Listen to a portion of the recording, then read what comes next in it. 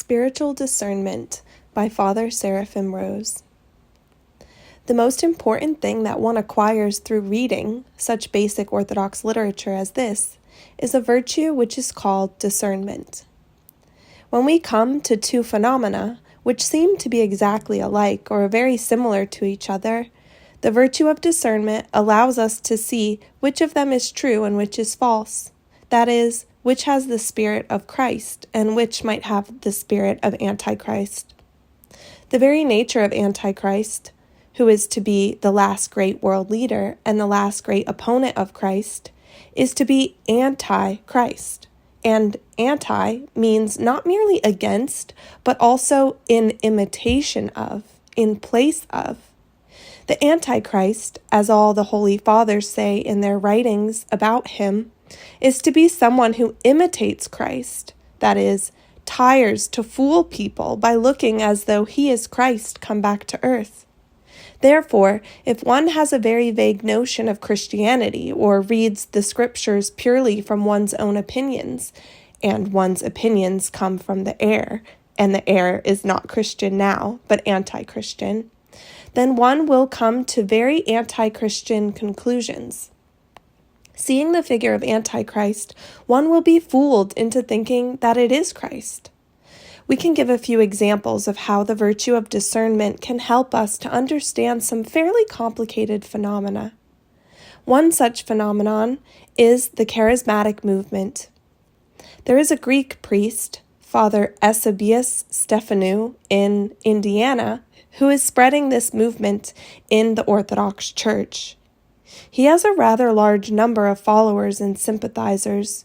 He's even been to Greece and is going again soon, and there too people are sometimes quite overwhelmed by him. One can see that part of the reason for his success is that he comes from an Orthodox Church atmosphere in which people, being born Orthodox, go to Orthodox Church, receive sacraments, and take the whole thing for granted.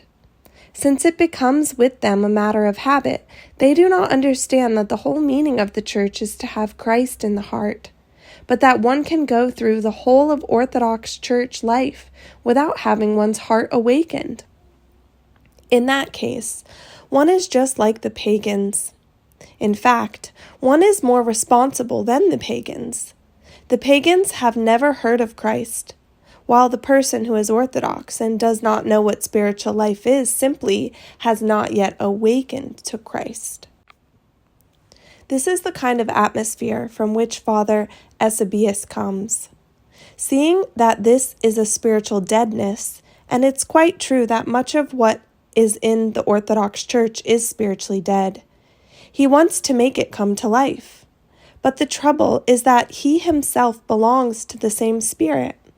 In fact, you very seldom see that he reads the basic Orthodox books. He picks one or two that seem to agree with his point of view, but he does not have a thorough grounding in the Orthodox sources.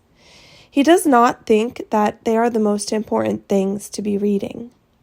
If you look deeply at what he and other people in the charismatic movement are saying, and our book, The Religion of the Future, goes into detail on the subject, you see that what they call a spiritual revival and a spiritual life is actually what more recent fathers like Bishop Ignatius Bryan-Konebov carefully describe as deception.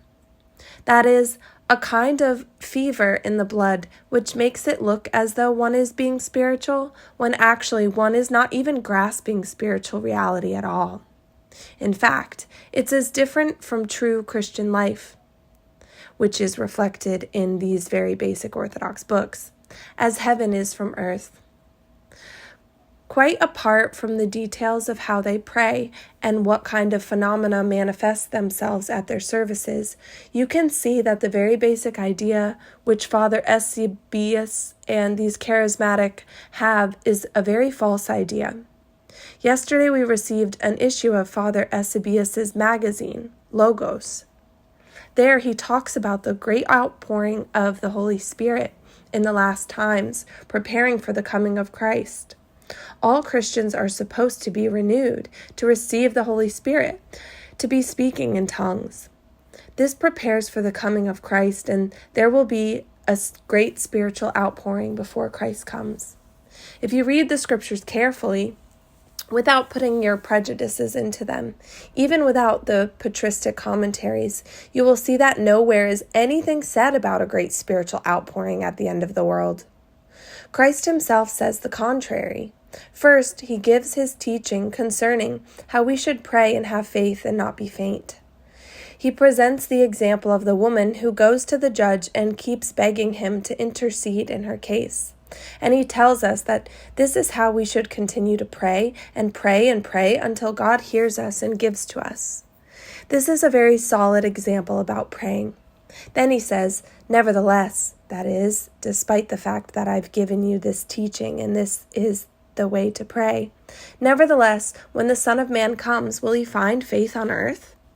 In other words, despite the fact you've been given all this, there will be practically no one left who is a Christian at the end of the world. Will he find faith on earth? Means he will find almost no one left.